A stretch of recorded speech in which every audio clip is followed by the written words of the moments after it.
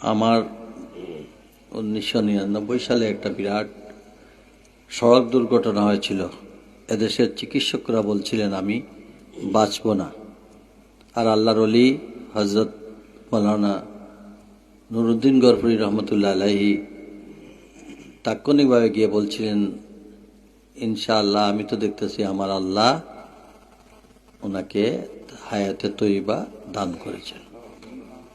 কিন্তু ডাক্তাররা ওনাকে বলল যে এই মোল্লাদের মোল্লাগিরি যন্ত্রণায় পারা গেল না। আমরা 33 জন প্রফেসর বলতেছি উনি এই যেতদিন আছে বিছানায় থাকবেন, উনি আর সারভাইভ করতে পারবেন, বাঁচবেন না। এক কথায় ওরা এই কথা বললেন। তখন হুজুর বলছিলেন যে এই হায়াত মৌতের মালিককে আল্লাহ। আপনারা আল্লাহ তাআলা আপনাদেরকে মেধা দিয়েছেন, আপনারা চিকিৎসা করেন। আমার আল্লাহ আপনাদেরকে সঠিক পথ দেখাবেন। ইনশাআল্লাহ আপনাদের চিকিৎসার মাধ্যমে উনি সুস্থ হবেন। বাট আমার এই হাত ভেঙে 9 টুকরা হয়েছিল, ঘাড় ভেঙে গিয়েছিল, চোখ বেরিয়ে আসছিল। এই অবস্থায় ডাক্তার 33 জন বিদেশি ডাক্তারও ছিলেন, কিন্তু ডাক্তাররা আমাকে পুরাও যখন বাদ দিয়ে দিলেন, তখন এই হুজুর আমাকে গিয়ে বলার পরে উনি ডাক্তারদেরকে বললেন, আবার আপনারা বসেন, আল্লাহর তরফ থেকে আপনাদের সাহায্য আসবে, আপনারা আল্লাহর সাহায্য নিয়ে কাজ করেন। তারা বললেন আমাকে অস্ত্রোপচার করা যাবে না, অস্ত্রোপচার করলেই আমি মারা যাব।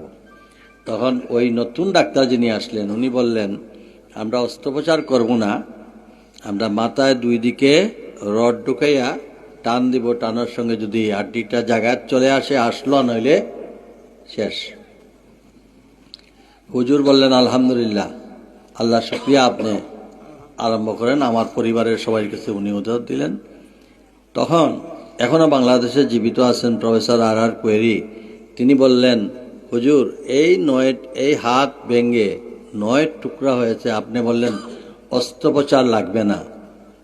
তখন হুজুর বলছিলেন, আগে গর্দনা ঠিক করেন, পরে যদি এটা ঠিক না হয় কেটে দেবেন, আমি 8 সপ্তাহ পরে আসবো, আমার আল্লাহ এগুলা ঠিক করবেন। যে আল্লাহ হাড্ডি দিয়েছেন এই আল্লাহ ঠিক করবেন। তখন আমার মাথা ধুলাই করা হলো, আমার তখন চোখ বেরিয়ে আসলো, দাঁতের মাড়ি ভেঙে গেছে, হাত ভেঙে গেছে। এই অবস্থায় অস্ত্রোপচার হবে, অস্ত্রোপচার মানে ওই রড ঢুকানো হবে। তখন আমাকে হুজুর বলছিলেন, একটা আমল আপনি করেন, মৃত্যু থেকে কেউ রেহাই পাবেন না, তো আপনার এনেস্থেসিয়াও দিতে পারবে না।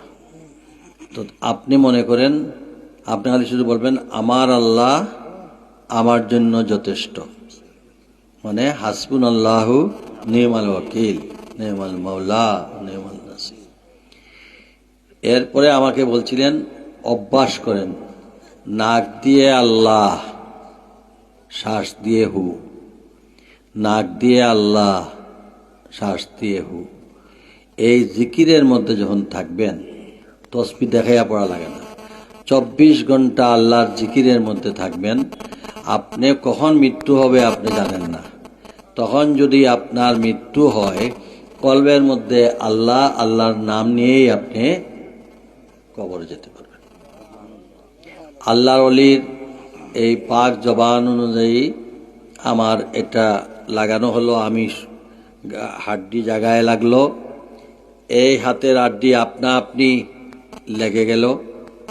এরপর ডাক্তার সাহেব এমনি শুধু প্লাস্টার করে দিলেন, জায়গা হয়ে গেল। উনি বলছিলেন ওর দ্বারা কিছু কাজ বাকি আছে।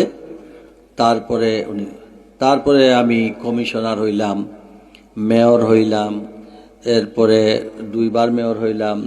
তারপরে হাসিনার আমল কতবার জেলে গেলাম, জেলে বাড়াইলাম, হার্ট অ্যাটাক হইল। সব কিছুর পরে এখন আনি আল্লাহ তাআলা আবার চাই শোনো, হ্যাঁ এমপি।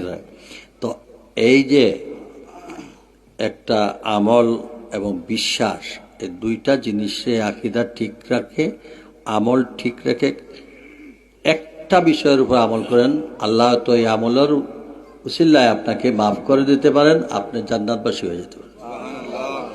আর আমরা যারা রাজনীতি করি, মেয়র, এমপি, চেয়ারম্যান ইত্যাদিতে যদি সেবার নিয়তে কাজ করি আর যদি টুটাফাটা এইসব আমল দিয়ে বেহেশতে যাওয়ার কোনো লক্ষণ নাই, তাহলে যাইতেও কি দিয়ে? আমল যদি আপনি সেবা করিয়া আল্লাহর কাছে কোনোভাবে যদি মাপ পাইন, তো ওই মাপের বদলে হয়তো আপনি যাইতা। এর জন্য সেবার নিয়তে কাজ করা। তাহলে আমি অনুরোধ করব যে উলামায়ে কেরামরা যে সব কথা বলেন, সব কথাও যদি না রাখেন, একটা কথা আমল করেন, তাহলে এই মাহফিলের সার্থকতা থাকবে। আল্লাহ আমাদের সকলের জন্য দোয়া করবেন। আমাদের পিতা মাতা যারা কবরবাসী হয়েছেন, আল্লাহ তাআলা সবাইকে জান্নাতবাসী করুক। এই মহল্লারও অনেকে কবরবাসী হয়েছে, তাদের জান্নাতবাসী করুক। এবং আমাদের প্রিয় নেত্রী, তিনবারের প্রধানমন্ত্রী বেগম খালেদা জিয়ার জন্য আপনাদের কাছে দোয়া চাই। আপনারা এমনি দোয়া করেছেন, খাস করে দেশের জন্য। আল্লাহ তাআলা এই দেশটাকে শান্তি দেশ, আমাদের মধ্যে সম্প্রীতি, আমাদের মধ্যে ভালোবাসা, আমাদের মধ্যে যেন শান্তি ফিরে আসে। আমরা যেন হানাহানি, সংঘাত এগুলোর থেকে দূরে থাকি। পর্দার আড়ালে বাড়িয়ে ঘরে যেসব মা বোনরা আছেন তাদেরকে আমার সালাম পৌঁছে দিবেন।